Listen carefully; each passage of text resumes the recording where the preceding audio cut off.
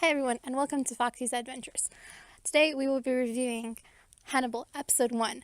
I found it very interesting how they did this, and the fact that it was really cool, because I'm a huge fan of murder mysteries. Now, it's interesting to see the events unfold of Hannibal before he's known to be the great murderer that we know him to be in, like, movies of Silence of the Lambs. And to add on to this, what I really found interesting about the first episode is that the way they portray this one character, Will. Sorry, spoilers alerts. There will be spoilers.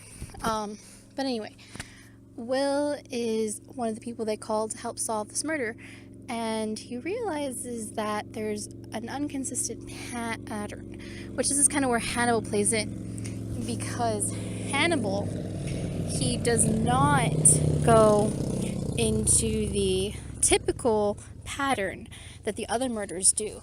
And all the murderers are of girls who have brunette hair, and they have kind of like a certain age radius. And we find out that the actual murderer of all these girls ends up being a father who is really obsessed and doesn't want to lose his daughter. Now, it's interesting because Hannibal plays it off as to where they pinpoint that that the father had committed all these murders, because Hannibal rushes in and helps Will solve the crime at the end.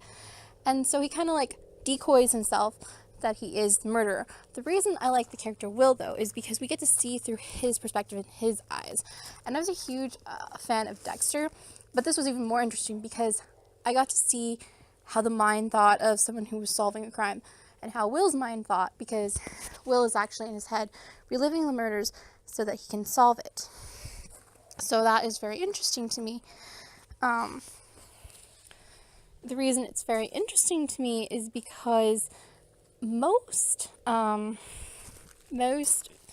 things I have seen of when it comes to this type of thing is that normally you see more of like the murder happening than the events of how it happens and what leads up to it.